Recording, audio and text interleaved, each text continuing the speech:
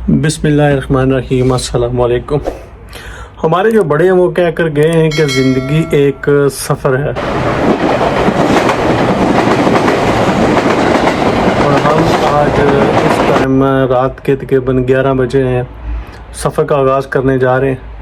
तो बाकी जो बातें हैं वो हम रास्ते में करेंगे, बताएंगे कि कहाँ जा रहा हूँ और क्यों जा रहा हूँ। ठीक है जी, बाकी बातें करते हैं सफ़र में।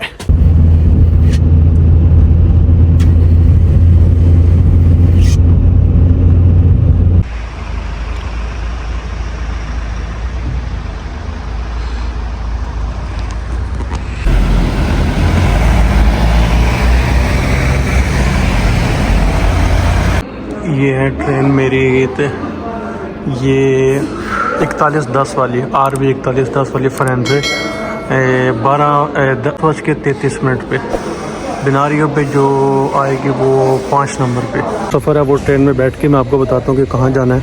इतनी रात में 10:30 बजे 10:30 हो गए यहाँ। तो जो बाकी बात है वो ट्रेन में बैठ के करते हैं कि मैं कहाँ जा रहा हूँ, क्यों जा रहा हूँ, इस टाइम क्यों जा रहा हूँ। ठीक है जी, ट्रेन को आने थे, उस पर बैठ के फिर आराम से बात करते हैं। पूरी ट्रेन ही खाली है लगता है। इस ट्रेन इन्होंने मेरे लिए चलाई है। पहले तो आपको यह बताऊं कि मैं इतनी रात को क्यों निकला हूँ। मैंने मिलान में 2 जो काम थे मेरे, मैं उसके सिलसिले में जा रहा हूँ। एक तो था कि मैंने पासपोर्ट अप्लाई किए थे, वो रेडी हो गए, उनको रेडी हुए भी तकरीबन 20-25 दिन हो गए थे। तो एक तो वो लेना, एक काम अगर हो गया तो आपके साथ शेयर करूँगा, अगर ना हुआ तो फिर उसका शेयर करने का आपके साथ फ़ायदा नहीं है। तो रात की टिकट मैंने इसलिए लिया, सुबह मैंने तकरीबन 6 बजे वहाँ पे मिलान में पहुँचना है। वैसे तो मैं अपनी गाड़ी पे भी जा सकता था, या जो ट्रेन थी डायरेक्ट यहाँ से जाती हैं या एक्सचेंज करनी पड़ती है फ्रेंड्स से। उसकी एक वजह तो ये थी कि मुझे कल काम पे नहीं जाना, तो मुझे इतनी जल्दी नहीं थी। दूसरा ये था कि एक चीप टिकट मिल रही थी मुझे, तो मैंने सोचा चलें ठीक है, मैंने कौन सा काम पे जाना है, थकावट वगैरह का कोई चक्कर नहीं होना, और साथ मिलान। इसलिए फिर मैंने ये सोचा कि चलें ये वाली ठीक है कि यहाँ पे आपको पता ही है कि ट्रेनों का या बसों का इतना कोई प्रॉब्लम नहीं होता। नाइट का सफ़र करने के लिए बड़ी कंफर्टेबल होती हैं। अगर आपको मोबाइल चार्जिंग का भी कोई इशू नहीं होता, और घूमने फिरने का भी मतलब आप ट्रेन में चल सकते हैं। बसें भी यहाँ पे बहुत अच्छी हैं। अगली जो मुझे बस मिली है वो फ्रेंड्स से जो मिलान के लिए बस है, वो पता नहीं किस तरह की होगी, लेकिन ट्रेन इतालिया की थी, और वो बस भी यकीनन अच्छी होगी।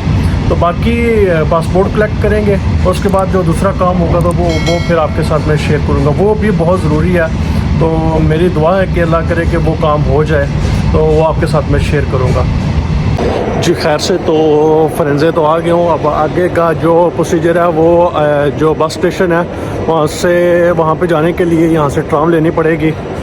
तो मैंने यहाँ से इंक्वायरी की है, तो वो कह रहे नीचे से ट्राम जाएगी। अब ट्राम पे बैठ के वहाँ पे जाना पड़ेगा। 1 घंटा है मेरे पास, आराम से चलेंगे। अगर ट्राम लेट भी होगी, ये ट्रेन तो लेट हो गई थी 10 मिनट, मैंने कहा ये ना हो क्योंकि लंबा ही चक्कर पड़ जाए, क्योंकि आजकल इनका मामूली बन गया ट्रेनें वगैरह लेट होनी, बसें लेट होनी। बल्कि ये लगी हुई है, मिल गई है जी।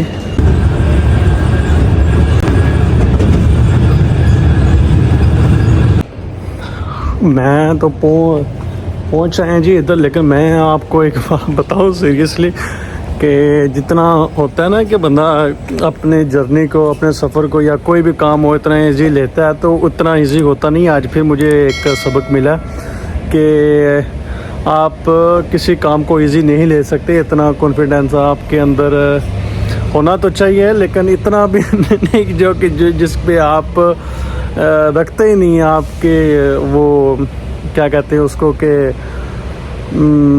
आप उस पर आपका उस पर कंट्रोल ही नहीं है। यानी कि मैं काफ़ी टाइम पहले आया था इधर, कि मेरे हाल में 2 साल हो गए हैं। तो वो गाड़ी पे ही आया था, मुझे दोस्त मेरे ख्याल में छोड़ने के लिए आया था। तो मुझे इतना पता नहीं था कि ये बस स्टॉप इतने दूर है, तो मैंने समझा कि चलिए आराम से आ जाऊंगा मैं, इतनी टेंशन नहीं है। 1 घंटे का सफ़र मेरे लिए बहुत है। लेकिन वो देखे स्टॉप ही नहीं ख़त्म हो रहे थे। तो फिर जब उसने ट्राम ने उतारा तो मुझे समझ नहीं आ रही थी कि एंट्री इसकी किधर है। सारे रास्ते बंद किए हुए थे, 12 का टाइम हो गया था, कोई बार वगैरह नहीं खुली हुई थी। तो बड़ी मुश्किल से मैं घूम फिर के इधर एंटर हुआ। तो मुझे तो पहले ये लग रहा था ये ना कि मैं टाइम पे पहुँचूँ ही ना। बड़ी मुश्किल से फिर जो है ना, मुझे टेंशन से ये अब बस स्टॉप पे पहुँच आया हूँ मैं। मैं सोच रहा था यहाँ से ये कोई पानी वगैरह या कॉफ़ी वगैरह निकाल लो, लेकिन यहाँ पे तो बड़ा मसला बना हुआ है कि मशीन ही ख़राब है। ये बड़ी देर से ट्राई करते, शुक्र है मैंने ट्राई नहीं की, ये तो मेरे पैसे वापस नहीं आने थे।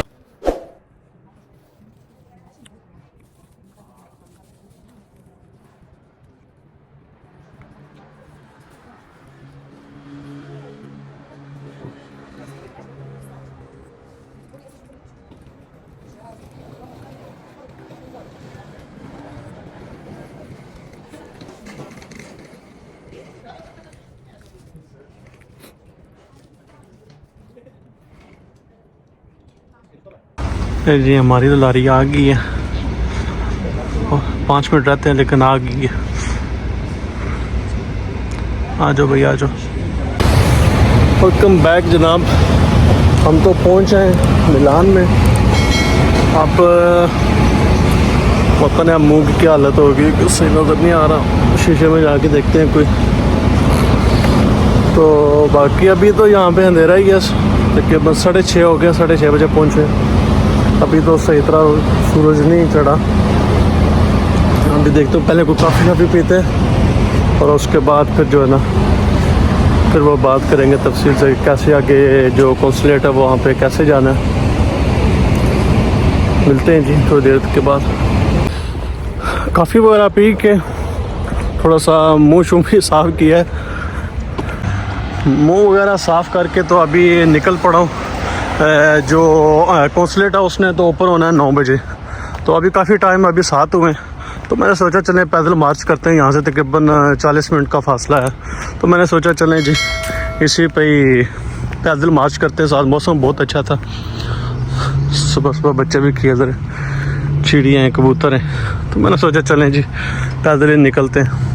अच्छा, वहाँ पे मैं आपके साथ ये बात शेयर करना चाह रहा हूँ। वहाँ पे जब पहुँचा ना मैं फ्रेंड्स स्टेशन पे, तो बताने का ये मकसद है कि जो ये टाइम जा रहे हैं ना, अभी बड़ा नफसा नफसी का आलम है यहाँ पे। कोई बंदा परेशान है महंगाई की वजह से, कुछ परेशान है बेरोज़गारी की वजह से, कि इतने लाख यहाँ पे जो जॉबें हैं वो चली गई हैं। इवन के आपने सुना होगा फेसबुक में, अमेज़ोन में कितने लोगों को उन्होंने फारग कर दिया। हर बंदा किसी न किसी टेंशन में मुब्तला है। और आजकल कॉमन जो एक बीमारी है ना, वो है यादाश्त की। तो इसी तरह हुआ, जब वहाँ पे मैं पहुँचा, मेरे बस से एक पहले वहाँ पे बस फ्लक्स बुक्स आई हुई थी, तो वहाँ पे सवारियाँ चढ़ने लगी, तो 2 लास्ट पे आदमी बचे, उन्होंने अपनी टिकट वगैरह चेक करवाई।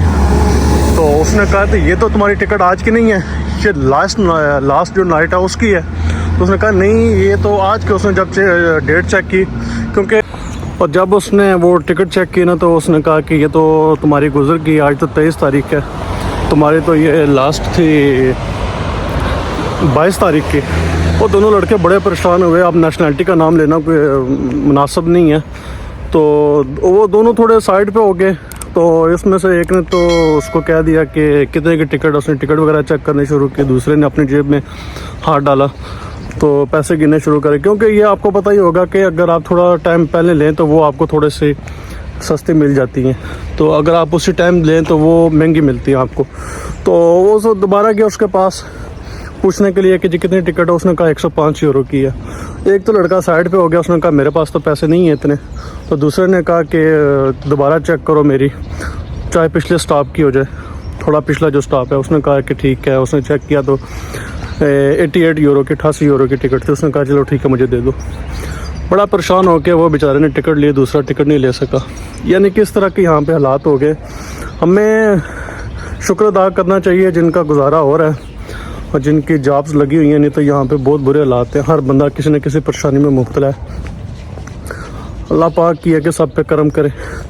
चलिए जी खैर हम चलते हैं, अभी मेरा तो टाइम है, बाकी रास्ते में गपशप करते रहेंगे। वो सामने जगह ये वाला आप देख रहे होंगे, यकीन करें कि ये जिस्म में एक जान डाल देता है। चाहे आप रोम एम्बेसी में जाएं या कौंसलेट में आएँ, जब भी मैं इसको देखता हूँ ना तो मेरे जिस्म में एक जान सी आ जाती है। जी जनाब, तो अल्हम्दुलिल्लाह वापसी हो गई है। टूर बड़ा कामयाब रहा है। और दूसरा जो मैंने आपको कहा था कि काम वो हो जाए तो फिर मैं आपको बताऊंगा। वो काम भी तकरीबन हो गया, इन कैमरा तो नहीं हुआ लेकिन वो भी हो गया। अभी ऐसे मैं वापस जा रहा हूँ ट्रेन में, ट्रेन देखता हूँ, उसमें बैठ के फिर आपसे बात करता हूँ। ठीक है जी।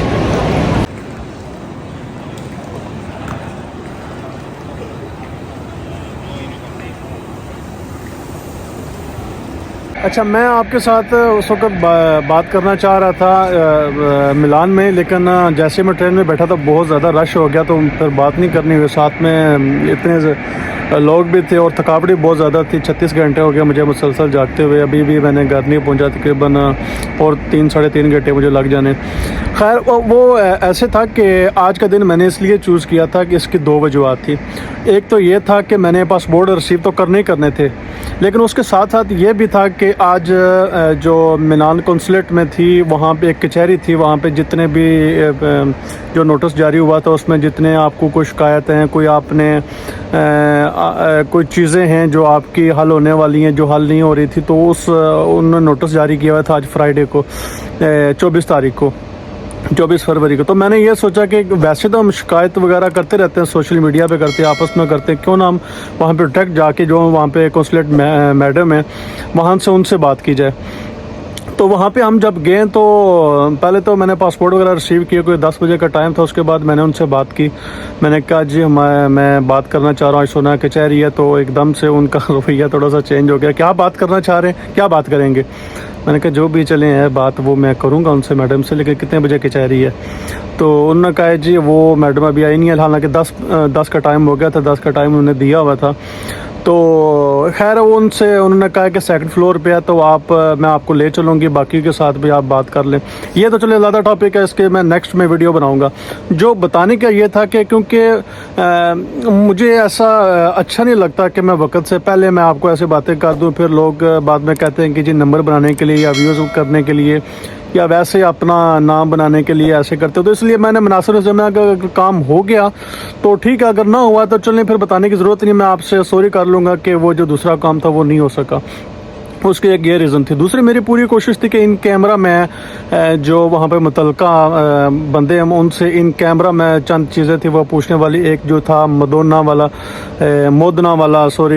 केस था जो पाकिस्तानियों का, और दूसरा समन अब्बास के बारे में था जो इटालियन मीडिया अभी तक उसके पीछे पड़ा हुआ था। खैर ये मैंने सारी उनके साथ बातें की हैं, मैडम के साथ भी थी जो वहाँ पे कौंसलेट हैं उनके साथ भी थी, और उनके बाद जो जिनके पास चार्ज है वलीद साहब उनके साथ भी मैंने बात की है।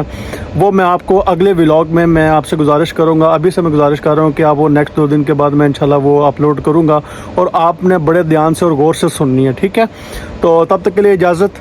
तो उम्मीद है कि आपको ये व्लॉग पसंद आएगा। दिलजोई के लिए लाइक और सब्सक्राइब लाजमी करें ताकि मैं मज़ीद अच्छी सी वीडियो बना सकूँ।